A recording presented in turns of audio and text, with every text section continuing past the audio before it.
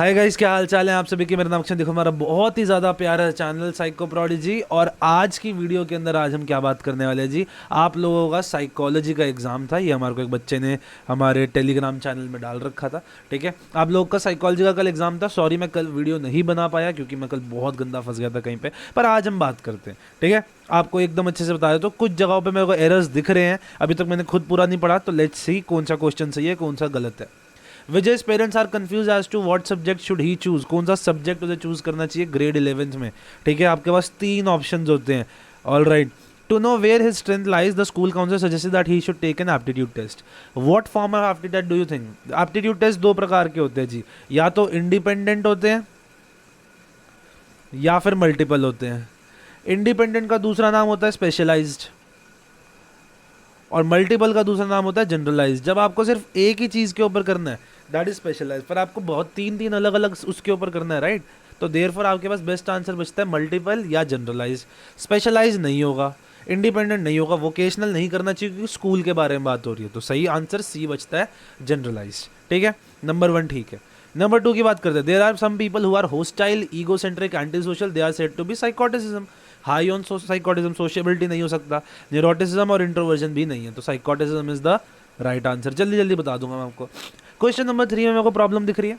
The self that values family and social relationship is referred to as dash.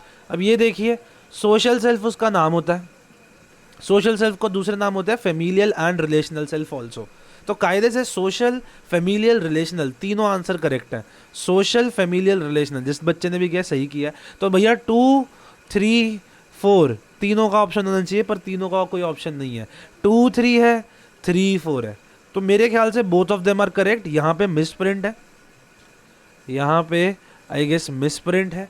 ठीक है, तो therefore I would say कि दोनों answer correct है। एक मैंने कहीं पे देखा कि क्वेश्चन नंबर 5 में भी मिस प्रिंट दिखा रहे हैं, पर आई डोंट फील उसमें इतना ज़्यादा प्रॉब्लम है। क्यों? क्योंकि 1 आंसर करेक्ट का भी ऑप्शन दे रखा है उसमें। लेट्स सी, तो ये वाले के अंदर अगर आपने बी किया है तो भी ठीक है, सी किया है तो भी ठीक है।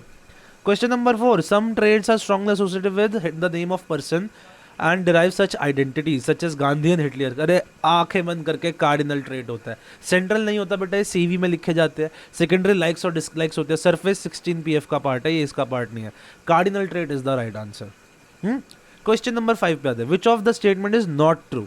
पहले देखते हैं कौन सी ट्रू है भैया।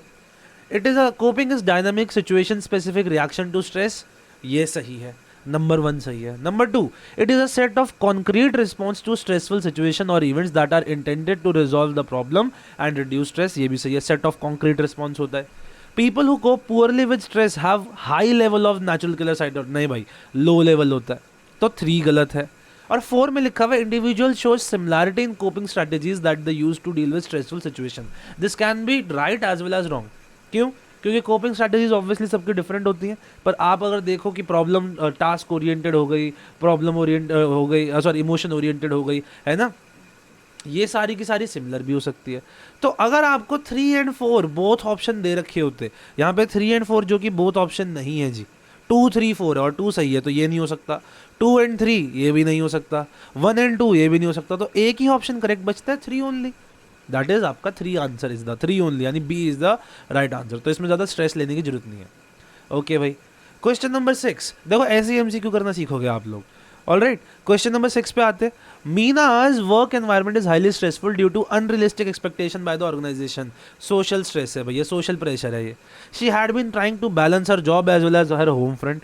Since the last few months she was not feeling well, so she went for a checkup and was diagnosed with high blood pressure according to GAS syndrome। देखो 3 स्टेजेस होती है, alarm reaction stage, resistance stage, exhaustion stage. अब उसको हो चुकी है BP की बीमारी।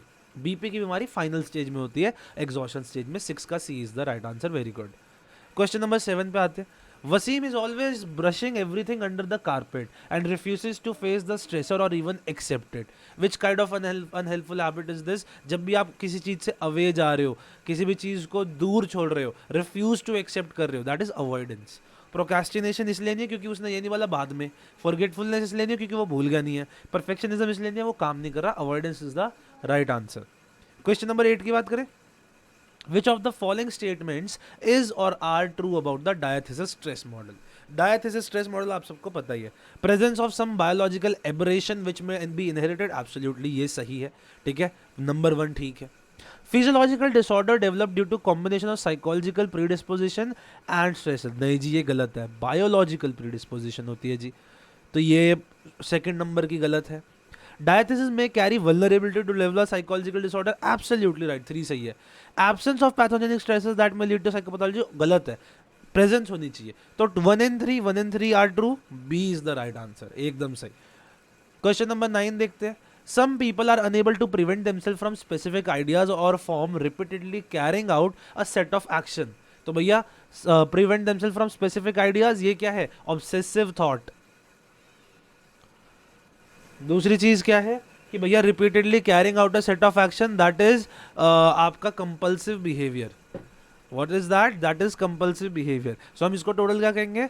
These people are showing symptoms of manic depressive, बिल्कुल नहीं। मैनिक डिप्रेसिव कौन सा होता है? बाय द वे ये होता है बाइपोलर होता है। पैनिक डिसऑर्डर जी बिल्कुल नहीं। सोमैटिक सिम्टम बिल्कुल नहीं। Obsessive compulsive is the right answer, ये भी सही जा रहा है हमारा, ठीक है। क्वेश्चन नंबर 10 पे आते हैं। माइकल अ 10-year-old बॉय, ठीक है, समझ आ रहा है? आई होप आप सबके क्लियर हो रहे हो doubt. Michael a 10-year-old boy was diagnosed with a disorder where he has difficulty in perceiving and processing information accurately. आपको सामने सामने दिख रहा है कि भाई अब ये दो चीजें हो सकती है, या तो ये आपका इंटेलेक्चुअल डिसेबिलिटी या स्पेसिफिक लर्निंग डिसऑर्डर। आगे बढ़ते हैं। And efficiently this impacts his basic skills of reading, writing and doing mathematics. अरे ये clearly reading is dyslexia, writing is dysgraphia, mathematics is dyscalculia. Autism spectrum नहीं है, इंटेलेक्चुअल डिसेबिलिटी बच्चे नहीं है, ये अटेंशन ADHD नहीं है, स्पेसिफिक लर्निंग डिसऑर्डर है। 10 का C is the right answer. अगर आप लोग बी समझो तो बी इज नॉट। अरे रीडिंग राइटिंग मैथमेटिक्स सामने लिखा तो है, तो 10 का C is the right answer, ठीक है। असर्शन रीजन देखते हैं। Assertion, according to cognitive therapy, childhood experiences provided by the family and society develop core schemas in the child which include beliefs and action patterns in individual, ठीक है भैया। In this therapy, irrational beliefs mediate between antecedent event and their consequence. अच्छा जी, तो एक बार let's मैं आपको दिखाता हूँ कि cognitive therapy में क्या क्या लिखा हुआ है, ठीक है, एक सेकेंड। ये देखो गाइस, तो cognitive therapy मैंने खोल लिया है। पहली बात क्या हो रही थी assertion के अंदर कि childhood experiences provided by the family, ये देखिए कहाँ लिखे हैं, जेंटल डायरेक्टिव प्रोबिंग वगैरह की बात हुई है ना, उसके इरेशनल बिलीफ हटाने की बात हुई है, ठीक है जी।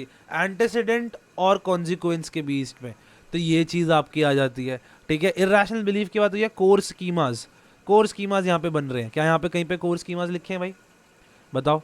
टॉक्ड अगेंस्ट, बताओ। कोर स्कीमाज तो third cognitive therapy that is given by Aaron Beck में होते हैं। ये देख रहे हो, childhood experiences given by the वो आपके वो देखो सिस्टम बिलीफ एक्शन पैटर्न बन जाता है, ठीक है जी। नेगेटिव कोर स्कीमास बन जाते हैं। ओके, ठीक है। तो आपको मैं इसका आंसर एक बार सोच के बताता हूँ, wait a second. So guys basically क्या सीन है, अब ध्यान से देखो, ये बात भी सही है क्योंकि दोनों कॉग्निटिव थेरेपीज के नाम नहीं दे रखे, तो आप उसे सिंगल कॉग्निटिव थेरेपी के अंदर ही मानोगे, तो ये तो बात सही है। इरेशनल बिलीफ मीडिएट होता है एंटेसिडेंट इवेंट एंड कॉन्सिक्वेंस, ये भी सही है। पर बिकॉज लगा के देखो, बिकॉज लग के आपका कोई मीनिंग नहीं बन रहा। Therefore R is true, A is true, but R is not the correct explanation. सही बात है, एकदम सही है। Ritik is undergoing a therapy where he is being taught to recognize bodily processes and the emotions that are being blocked out from his awareness. कौन सी therapy है जी? मैं आपको दिखा देता हूँ। ये बॉडीली प्रोसेसेस जहाँ पे आपको दिखते हैं जो कि ब्लॉक हो रहे थे, ये लिखी हुई इंडिविजुअल सेल्फ अवेयरनेस बढ़ाने की, recognise bodily processes and emotions that are being blocked out from the awareness. ये हमारी बुक है, आप डाउनलोड अमेजॉन से खरीद सकते हो, साइकोलॉजी स्टडी मटेरियल। ये देखो, absolutely gestalt therapy is the right answer, एकदम सही। आगे चलते हैं। Why is behavioural analysis conducted to overcome stress? Behavioural analysis हम क्यों करते हैं स्ट्रेस को ओवरकम करने के लिए? तो देखते हैं। To find the malfunctioning behaviour, सही बात है, बिहेवियर को तभी तो एनालाइज करोगे। To find the consequent operation of the adaptive behaviour, ये भी सही बात है। देखते हैं कॉन्सिक्वेंट होगा, एक सेकेंड, कॉन्सिक्वेंट बिहेवियर थोड़ा ना, कॉन्सिक्वेंस तो हमें पता है, उसे फायदा मिल रहा है। एंटेसिडेंट जानना चाहते हैं हम। To identify the antecedent of the faulty learning, 3 सही है। To identify factors that maintain the faulty learning, absolutely right. 1, 3, 4, इसलिए तो हम बिहेवियर एनालिसिस करते हैं, तो देखो 1, 3, 4 एक साथ लिखा है, ए इज द राइट आंसर, क्योंकि मेंटेनिंग फैक्टर भी तो जानना चाहते हैं हम। सही है, ओके। अगला देखते हैं assertion reasoning. Assertion, cognitive consistency cognitive resonance के ऑपोजिट होता है, means that two components in an attitude system must be in opposite direction. बिल्कुल नहीं, A is false R is true कर देना, क्योंकि A is false R is true R is false एक साथ तो होता नहीं, तो डी सीधा आंसर लगा दो, सीधा आंसर लगा दो, A is false R is true, simple. Ashwin's roommate at college who belonged to a particular state was always rude and selfish towards him। Simple सी बात है, आपको क्या दिख रहा है, प्रेजुडाइज टाइप दिख रहे हैं, प्रेजुडाइज और डिस्क्रिमिनेशन दिख रही है। Ashwin now does not befriend or employ people from this state as he feels that they are all impolite। This is an example of what? Self-fulfilling prophecy, kernel of truth, scapegoating, social cognition। अच्छा जी, तो basically क्या है, अश्विन का एक roommate है जो उसके साथ बहुत ज़्यादा रूड होता है, तो Ashwin now does not befriend और employ the people from this state as he feels that they are impolite. उसे लगता है कि ये लोग सारे इम्पोलाइट होते होंगे। तो लेट्स सी इसको कैसे कैसे आप थॉट प्रोसेस में डाल सकते हो। अब ये देखो, ध्यान से देखो, this is a little tricky question. Why is it a question? देखो, सेल्फ फुलफिलिंग प्रोफेसी की कहीं पे बात नहीं करी, क्योंकि उन्होंने ये नहीं बोला कि बाकी की स्टेट वाले लोग भी अश्विन के खिलाफ रूड थे, इसलिए उसको फील हुआ कि भाई माइनॉरिटी ग्रुप मेजॉरिटी को कर रहा है, कोई स्कीम नहीं है। कर्नल ऑफ ट्रुथ, बहुत सारे लोगों ने तो बोला नहीं कि सारे स्टेट वाले लोग बुरे होते हैं, ठीक है। सोशल कॉग्निशन और स्केप गोटिंग के बीच का सीन है। अब देखो, सोशल कॉग्निशन तब होता है जब वो एनवायरनमेंट से सीखता, पर आज उसने अपने एनवायरनमेंट में इन्फ्लुएंस किया। Scapegoating is a good one, क्योंकि आप माइनॉरिटी ग्रुप के ऊपर बात कर रहे हो कि ये सारे के सारे ऐसे ही होते हैं, क्योंकि इसके अंदर आपको प्रेजुडाइज, स्टीरियोटाइप्स और डिस्क्रिमिनेशन तीनों चीज़ें दिख रही हैं, राइट। तो इसमें मैं कहूँगा कि scapegoating is the right answer, ठीक है। It is the scapegoating is the right answer. कहाँ, कैसे scapegoating is the right answer? Let me show you. Group structure वगैरह के पीछे जाते हैं, एक बार आपको चैप्टर नंबर 6 में देखते हैं। देखो, आपको ना हमेशा किताब को देखते रहना चाहिए। ये देखो, ये रहा phenomena in which majority group places blame on minority group for their own socio-economic and political। वैसे ये भी सही नहीं है, पता है, मेरे ख्याल से तो social cognition would be right, scapegoating wouldn't be right। हाँ, scapegoating wouldn't be right, social cognition सही है, क्योंकि overall stereotype prejudice की बात ही है। तो मेरे according social cognition is right, scapegoating नहीं है, कर्नल ऑफ ट्रुथ कहीं पे बात नहीं हुई, सेल्फ फुलफिलिंग प्रोफेसी नहीं है, तो social cognition is the right answer. तो पहले स्केपगोटिंग लग रहा था, but I feel it is social cognition. कैसे? क्योंकि देखो, सोशल कॉग्निशन अगर मैं आपको दिखाऊं क्या होती है, तो ये देखो, ये रहा।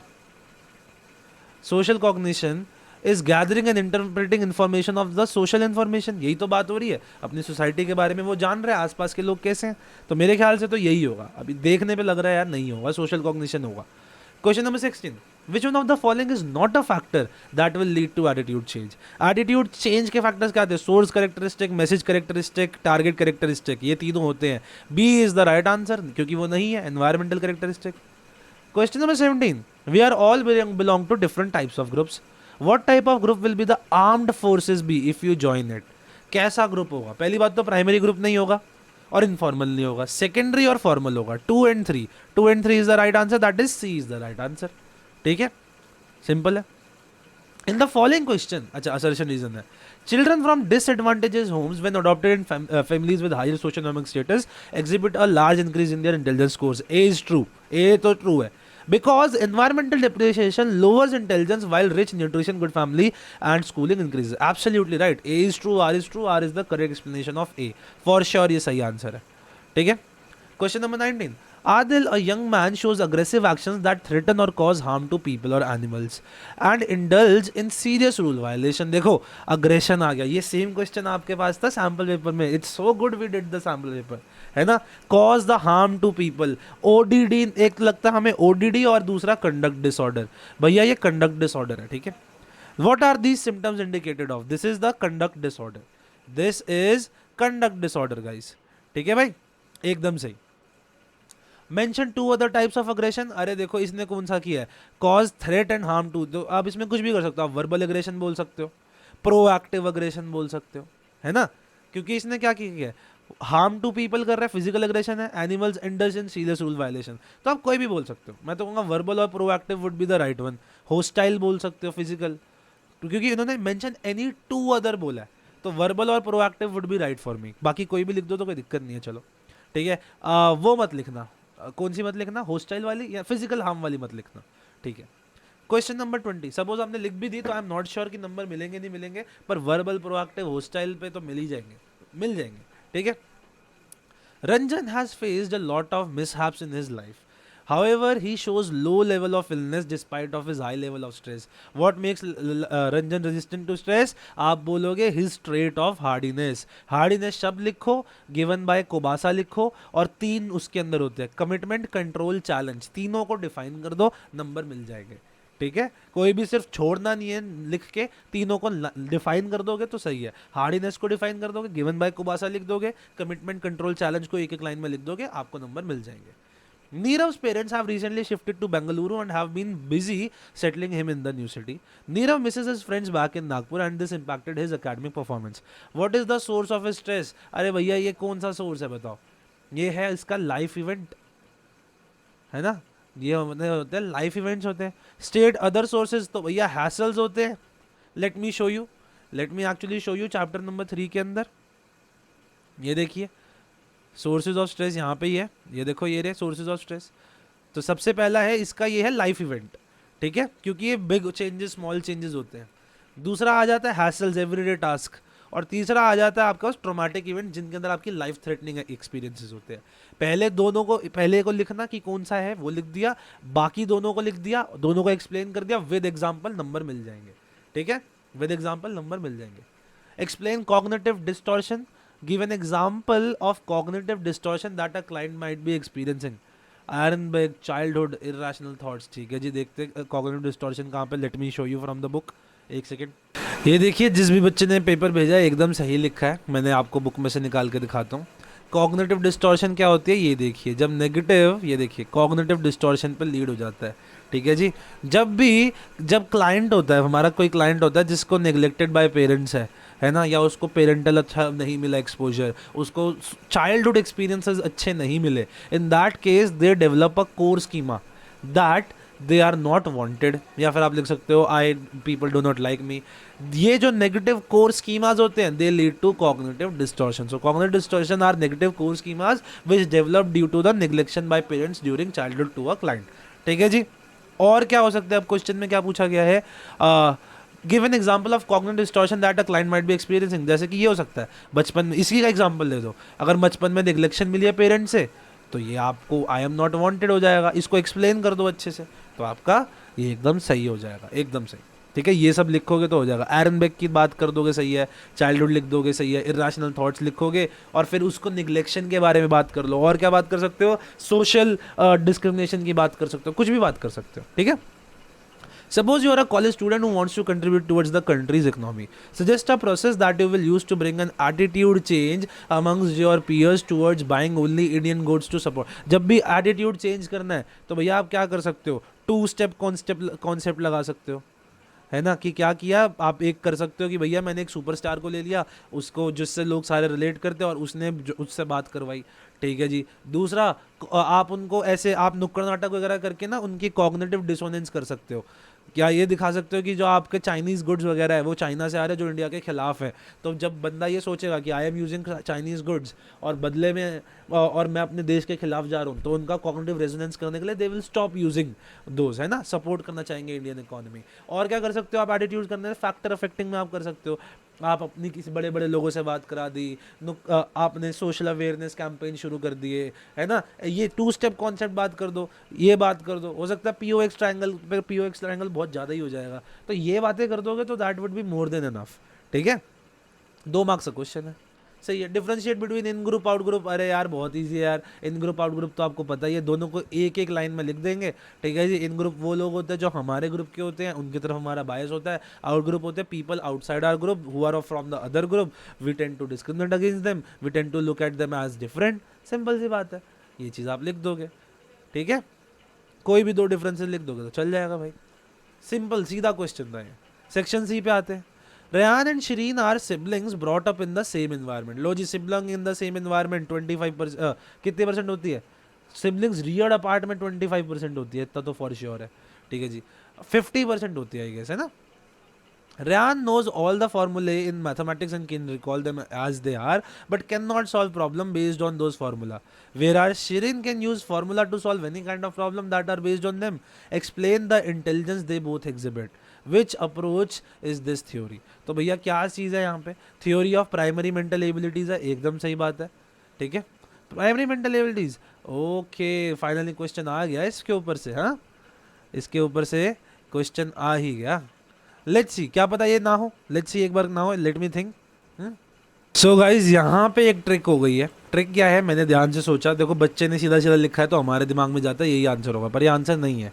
क्योंकि ध्यान से देखो, बच्चे ने बोला है theory of primary mental abilities, right. उन्होंने बताई है कि अलग अलग मेंटल एबिलिटीज है। क्वेश्चन में क्या पूछा हुआ है, explain the intelligence they both exhibit. तो same intelligence both of them have, right. तो थ्योरी ऑफ मल्टीपल इंटेलिजेंस वगैरह कुछ नहीं हो सकता इसके अंदर। तो कौन सी इंटेलिजेंस है जिनके अंदर ट्रायआर्किक थ्योरी ऑफ इंटेलिजेंस लगेगी, इसके अंदर ट्रायआर्किक थ्योरी लगेगी।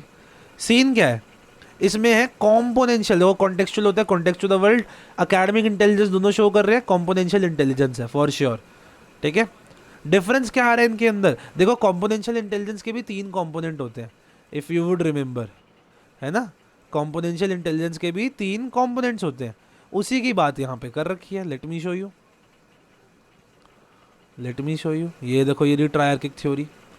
तो देखो कॉम्पोनेंशियल इंटेलिजेंस के 3 कॉम्पोनेंट होते हैं, नॉलेज एक्विजिशन होता है, मेटा कॉम्पोनेंट होता है, परफॉर्मेंस कॉम्पोनेंट होता है, ठीक है। नॉलेज एक्विजिशन वाले के अंदर आपको एनकोड, कंबाइन इंफॉर्मेशन, यानी इंफॉर्मेशन को लेना आता है, और परफॉर्मेंस कंपोनेंट के अंदर आप उसको एक्चुअली एग्जीक्यूट करते हो, राइट। तो बेसिकली दोनों बच्चों में डिफरेंस ये है कि एक है जो कि नॉलेज एक्विजिशन वाले में, और दूसरा जो बालक है वो हमारा परफॉर्मेंस वाली स्टेज में। रायान जो है वो नॉलेज एक्विजिशन में, शरीन जो है परफॉर्मेंस वाले में।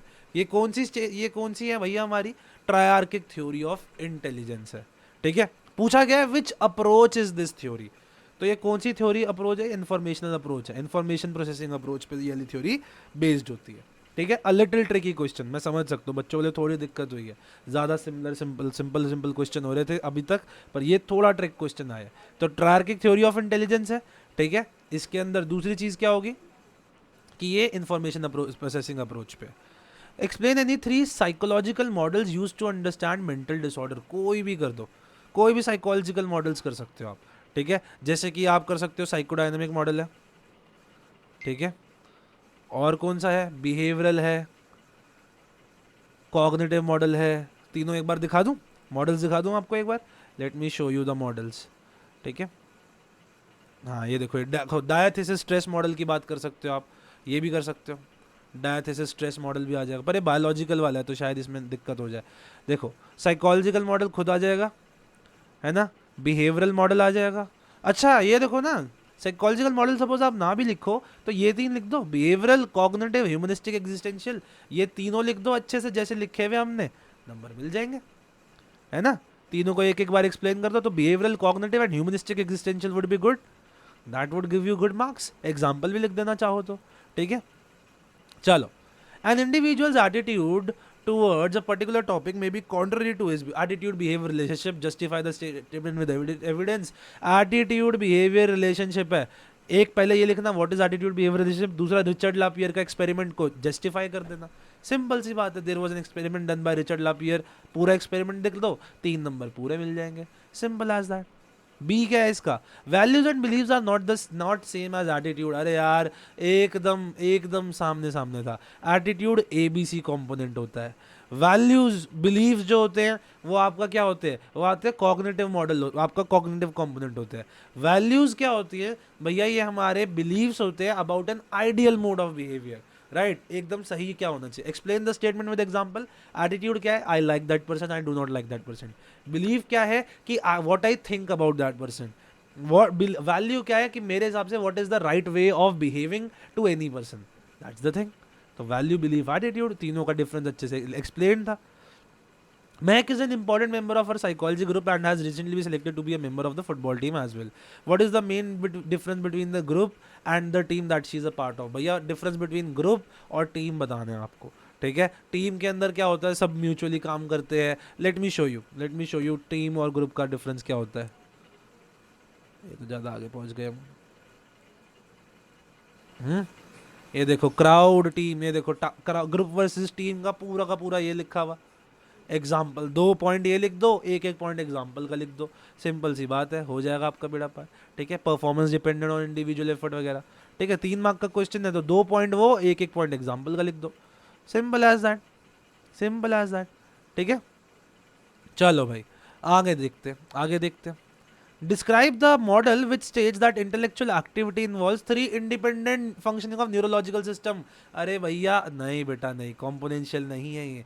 न्यूरोलॉजिकल सिस्टम मैंने आपको लिटरली रिवीजन के टाइम पे समझाया था, पास मॉडल ऑफ इंटेलिजेंस के अंदर होता है ना। तो बस यही सारे होंगे। ये तो देखो, ये तो गलती है कि भैया न्यूरोलॉजिकल सिस्टम्स इंटरडिपेंडेंट सेम एक ही चीज में आते हैं, वो है हमारा PASS model of intelligence.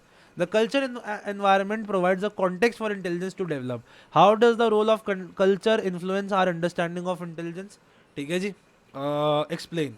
4 mark का क्वेश्चन है, तो पहले आप लेव वेगोट्स्की की बात कर दोगे। कल्चर एंड इंटेलिजेंस की अगर मैं बात करूं तो सबसे पहले आपको लेव वेगोट्स्की की बात करनी पड़ेगी, जो ये एक आंसर की आई हुई थी उसमें भी नहीं कर रखी, सिर्फ टेक्नोलॉजिकल इंटेलिजेंस लिखा हुआ है, which is not right, which is not right. ठीक है, तो भैया ढंग से लिखो, पूरा लिखो तो बात भी है। अरे कहाँ आ गए हम, कल्चर एंड इंटेलिजेंस, एक सेकेंड, लेव वेगोट्स्की कहाँ चले गए गुरु आप।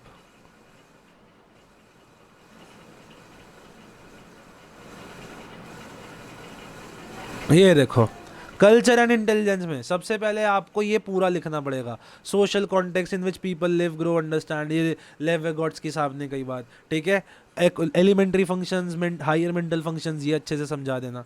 फिर आता है कि टेक्नोलॉजिकली हाई एडवांस सोसाइटीज़ के अंदर क्या होता है, पर्सनल अचीवमेंट, एबिलिटी, इसी के साथ में टेक्नोलॉजिकल इंटेलिजेंस को जोड़ दो। वहीं दूसरी तरफ टेक्नोलॉजिकल लेस एडवांस सोसाइटीज में वैल्यू होता है social skill, emotional skill, interpersonal skill, साथ में integral intelligence of Indian intelligence लिख दो, जिसमें वो चारों कंपोनेंट के बारे में बस एक एक लाइन लिख दो। कौन से कंपोनेंट्स, ये वाले components, cognitive capacity, social competence, emotional competence, entrepreneurial competence, ये सब के बारे में लिख दो। ठीक है, एकदम अच्छे से एक्सप्लेन करोगे लेव वेगोट्स्की के साथ तो नंबर अच्छे मिल जाएंगे। ठीक है, चलो। A study found that 1/3 of British children at age 6 are afraid of snakes, even though it is rare to encounter snakes in British Isle. Simple सी बात है, ये तो कुछ देखो, आपको फोबिया है, ठीक है, पर फोबिया आपको क्यों है, ये आपको कहीं ना कहीं सोसाइटी से मिल रहा है ना, सोशल एक्सपोजर की बात है। और देखो सबसे बढ़िया बात क्या है, even though it is rare to encounter, the children had never come in contact with snakes in traumatic situation, but snakes still generated anxious response. हम सबके कॉग्निशन में। How would Carl Jung's theory of personality explain the same, throw some light on his theory. Carl Jung की theory of personality में सबसे पहली बात देखो आपको क्या लिखना है इसमें। ठीक है, पहली बात तो आपको कार्ल युंग पूरा एक्सप्लेन कर देना है, लेकिन सबसे बड़ी बात जो ये है, ये स्नेक्स की बात ये क्या है, ये कलेक्टिव अनकॉन्शियस है। कलेक्टिव अनकॉन्शियस के अंदर क्या था, आर के टाइप्स थे गुरु। कलेक्टिव अनकॉन्शियस, इनकी थ्योरी का नाम क्या था, कौन सी थ्योरी थी इनकी, देखो late me show you, late me show you. ये देखो सिगमंड फ्रॉइड चला गया, ये देखो, ये देखो, ये रहा एनालिटिकल साइकोलॉजी थी कार्ल युंग की, aim aspiration of people, sexual aggression से दूर। लेकिन सबसे ज़्यादा बात एग्जाम्पल के साथ इसकी करनी है, collective unconscious, archetypes, hero, mother nature, God, ये सब लिख दोगे तो नंबर पूरे मिल जाएंगे। ठीक है, चलो 4 नंबर में ये हो गया जी। एग्जाम्पल हर जगह देते रहना। To deal with effectively with environment, the individual must possess the right life skills. Literally, मैंने कहा था ना सैम्पल पेपर आखिरी टाइम पे करवाते हुए क्वेश्चंस आते हैं सैम्पल पेपर के, लिटरली लिखा है एक्सप्लेन एनी 4 लाइफ स्किल्स। अरे कोई भी 4 लाइफ स्किल लिख दो यार, टाइम मैनेजमेंट लिख दो, है ना, इंटरपर्सनल स्किल्स लिख दो। Late me show you, late me show you guys. और ये देखो, ये देखो लाइफ स्किल्स है, टाइम मैनेजमेंट है, असर्टिवनेस है, डाइट है, rational thinking, improvise relationship, positive attitude, positive thought, social support, ये सारी की सारी चीज़ें आप लोग कर दोगे। इमोशनल सपोर्ट, ये सब कुछ भी लिख दो यार, कुछ भी, मज़े से मिल जाएगा, मज़े से मिल जाएगा, ईजी था ये तो। Many ailments like hypertension, ulcer, etc. could be stress related. To prevent this from happening, we need to be aware about stress management techniques. Explain any 4. अरे यार ये देखो स्ट्रेस मैनेजमेंट टेक्निक्स, ये देखो क्या लिखोगे। अच्छा बाय द वे हमारी बुक है, ये देखो साइकोप्रोडिजी की, अमेजोन पे आपको मिल जाएगी। आप साइकोप्रोडिजी सर्च कर लो अमेजोन पे, आपको मिल जाएगी। स्ट्रेस मैनेजमेंट टेक्निक्स में सबसे पहले रिलैक्सेशन टेक्निक लिख दो, मेडिटेशन लिख दो, बायो फीडबैक लिख दो एक्सप्लेन करके, क्रिएटिव विजुअलाइजेशन लिख दो, ये लिख दो, कॉग्निटिव बिहेवियरल टेक्निक, एक्सरसाइज लिख दो। 4 5 है, 4 लिख दो, कोई भी, मजे से नंबर मिल जाएंगे। इजी क्वेश्चन है, दोनों के दोनों सैम्पल पेपर के हैं, तो कृपया करके सैम्पल पेपर किया करो। An 8-year-old child is showing aggressive and disruptive behaviour in the class. 8 year old child है, छोटा बच्चा है, as a student psychology what technique would you suggest to help modify the child's behaviour. अच्छा जी, तो आप इसमें देखो कुछ भी कर सकते हो, लेकिन सिंपल सी बात है, सिंपल सी बात है, आपको क्या करना है, सामने सामने दिख रहा है बिहेवियर है, अग्रेसिव बिहेवियर है, तो आप इसमें कोई भी बिहेवियर थेरेपी दे दोगे। बिहेवियर थेरेपी में हो सकता है आप कुछ भी करो, हो सकता है आप टोकन इकोनॉमी दे दो कि भैया छोटा बच्चा है ना, जब जब आप अच्छा बिहेव करोगे तो आपको एक स्टार मिलेगा, बदले में कुछ मिल सकता है। पॉजिटिव री नेगेटिव री करा सकते हो आप बच्चे की, ठीक है, ये सब करा सकते हो। अच्छे से मॉडलिंग करा सकते हो बच्चे की कि आप अच्छा बिहेवियर करो तो बच्चा मॉडल अच्छा करे, ठीक है। बस इनमें से कुछ भी लिख दोगे आपको नंबर मिल जाएंगे। चार है, चारों को अच्छे से एक्सप्लेन कर दो, क्योंकि व्हाट टेक्निक्स बोला गया, तो बिहेवियर की सारी एवर्जेंट थेरेपी देने की जरूरत है नहीं, तो ये चारों अच्छे एक एक लाइन में अच्छे से एक्सप्लेन कर दो विद एग्जांपल, 2-3 लाइन में, तो आपको नंबर मिल जाएंगे। Section E. A number of theories have been used to understand personality. Discuss how efforts have been made to categorize people into personality types. Type theories ancient time से पूछी गई है। तो भैया क्या है, पहली बात तो अगर 6 मार्क का क्वेश्चन है, पहले व्हाट इज पर्सनालिटी, बहुत सही, बच्चे ने बहुत अच्छे से लिखा हुआ है। उसके बाद types of personality theories, type theories, trade theories.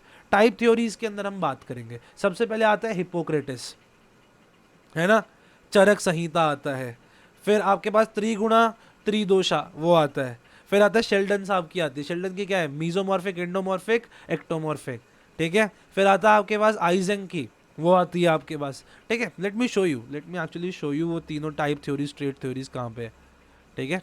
Structure of personality से पहले, कॉन्शियस वॉन्शियस से पहले, ये देखो, ये सारी की सारी लिख देनी है आपको। टाइप अप्रोच, हिपोक्रेटिस सबसे पहले, ये ब्लड वाली, चरक संहिता, त्रिदोषा, त्रिगुणा आपने अच्छे से लिख दी। ये देखो शेल्डन साहब की इंडोमॉर्फिक, मीजोमॉर्फिक, एक्टोमॉर्फिक।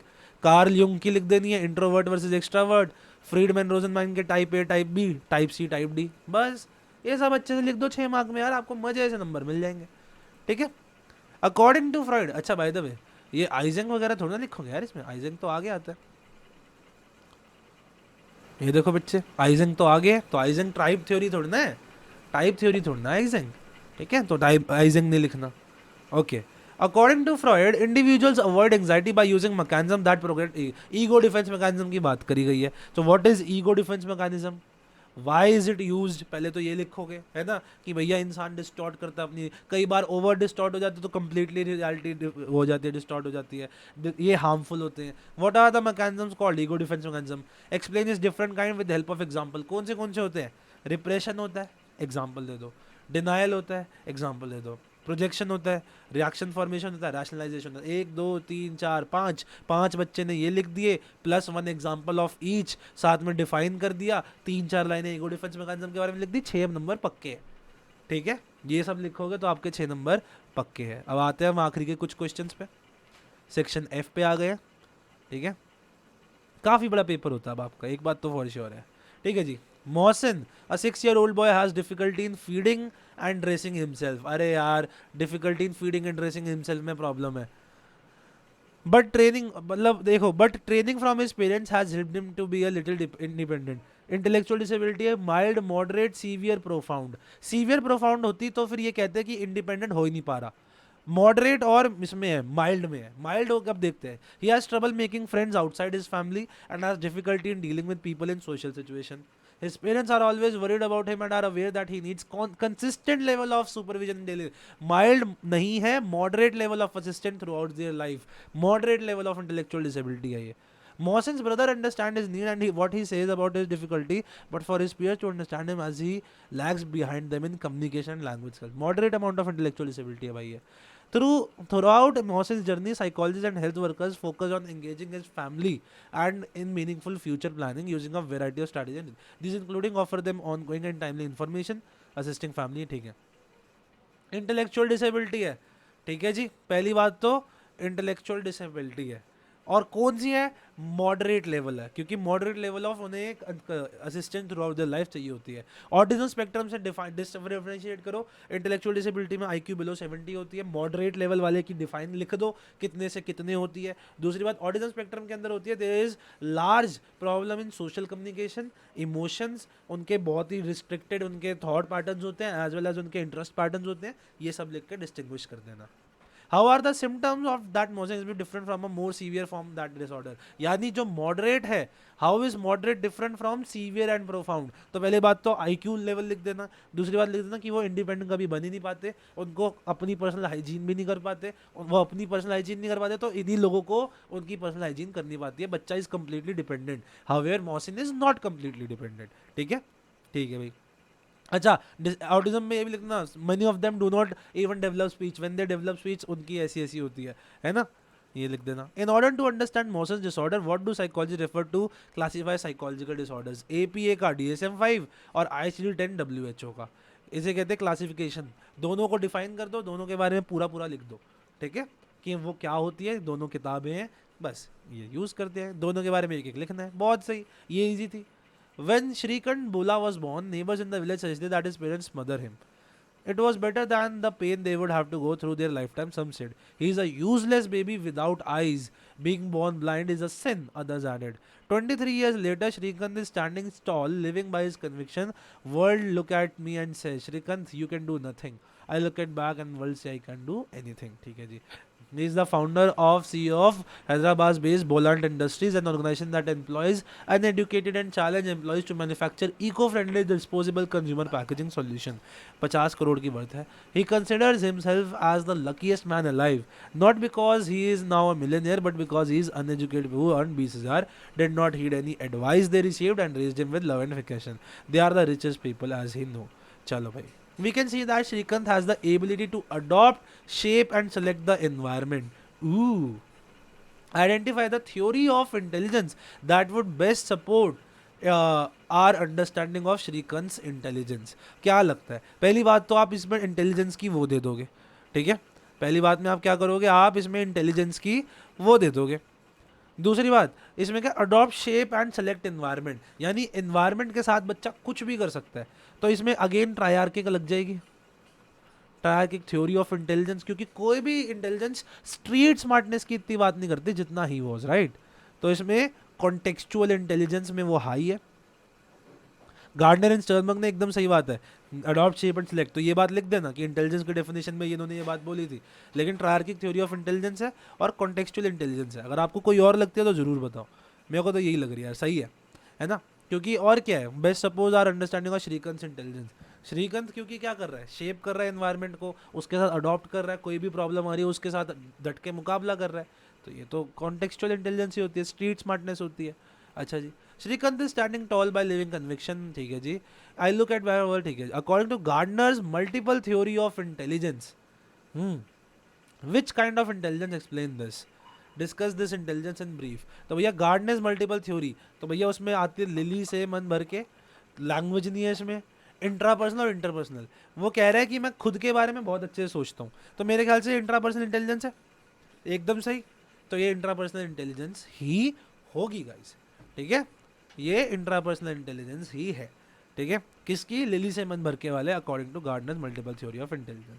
तो हमने आपका पूरा पेपर एनालाइज कर लिया, आपको पॉइंट्स बता दिया आपको कौन से करने चाहिए थे। आई होप आप लोगों को ये वीडियो अच्छी लगी हो, काफ़ी लंबी वीडियो बनी क्योंकि काफ़ी टाइम लग गया इसे रिकॉर्ड करने में।